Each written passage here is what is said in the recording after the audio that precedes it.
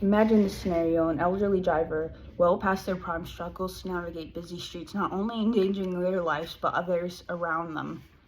Today, we dive into this debate surrounding the need for periodic driver retesting for individuals 60 and above in the U.S.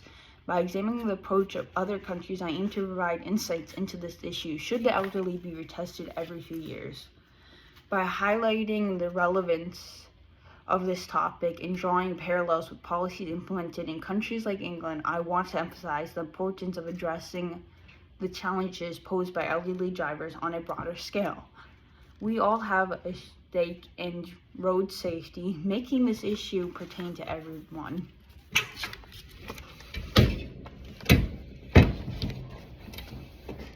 Evaluating the necessity for periodic retesting for elderly drivers is important in ensuring road safety for all. Statistics reveal a concerning trend among accidents involving the elderly in the U.S., underlying the urgency for addressing this issue. Age-related decline, including diminished vision, cognitive function, and reaction time impairment slowed, significantly impacts driver abilities, posing a risk to both the elderly and other road drivers. Case studies further highlight the consequences of inadequate driving skills amongst the elderly, emphasizing the critical need for periodic retesting to lessen risk and enhance road safety standards. For every 1,000 involved in crashes, senior drivers are more likely to be involved. 96.61 accidents are involved with the elderly. The older the senior driving, the more likely they are to cause or be involved in an accident. Here's some statistics including elderly driver involvement. There are 48 million drivers that are 65 plus. Some medications can impair drivers' reaction times as well. Vision problems are reported with 65 and above. Driver statistics including 10.5% accidents that have elderly involved. 12 million older adults will also experience a fall this year, and over 400,000 will be involved in a crash. Some reasons an older adult might experience a fall: lower body weakness, poor balance, slow reaction times, taking certain medicines, and vision problems, which can all link to poor driving skills as well. With the need for retesting established, let's examine how other countries like England address this issue. Drawing insights from England's approach to age-related retesting offers valuable lessons for improving driver safety measures. England's stringent retesting requirements for elderly drivers include special intervals and critical criteria, providing a framework for effective implementation. By examining the rationale behind England's policies and evaluating their effectiveness is ensuring road safety, we gain valuable insights into potential strategies for enhancing the U.S.'s system. Comparing England's approach with the current U.S. system allows us to identify strengths and weaknesses, guiding us towards a more robust solution. In the UK, there is no age limit for stopping drivers, but drivers 70 and above must renew their license every 30 years.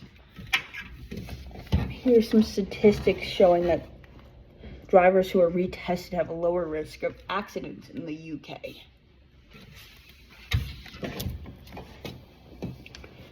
Having your hearing and eyes checked as well, making sure medications don't interfere with your driving. Talking to your doctor about driving impairments can also reduce the risk of crashes with elderly drivers. There are 41 million drivers now that are 65 and above.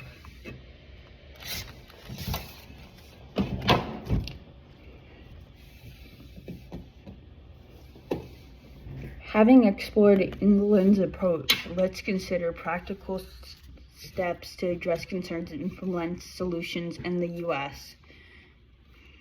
Addressing concerns and exploring practical solutions are essential for implementing effective retesting programs for elderly drivers. Debunking myths and concepts surrounding age-related retesting, such as concerns about discrimination or inconvenience, is crucial in gaining public support. Exploring alternative solutions, such as enhanced driver education programs or technology-based assessments, offers promising avenues for improving driver safety without imposing burdens.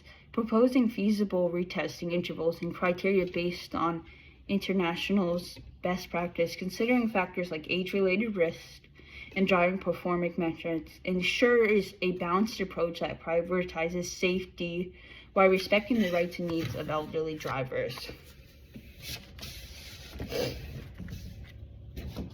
We should address the concerns and explore solutions, and here are some headlines of risks that elderly drivers and fatalities they have caused. An elderly driver crashes into a home and dies. 2 injured after an elderly man attempts to make a U-turn on I-94. An elderly driver is crushed to death by her own car that she thought was parked. These are some obvious things that are covered that they should have been retested for their driving skills. My main points provide a comprehension framework for evaluating the necessity for periodic retesting for elderly drivers. With practical solutions in mind, let's summarize my key points.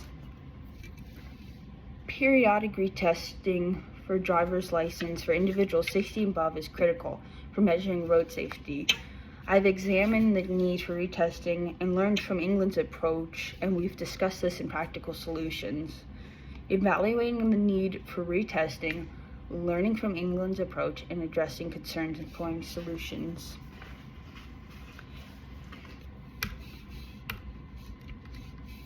As we strive for safer roads, let's advocate for policies that prioritize safety for all drivers. Drawing from England's successful approach, I urge you to join me in supporting rights for periodic retesting of elderly drivers in the US, ensuring safer roads for everybody.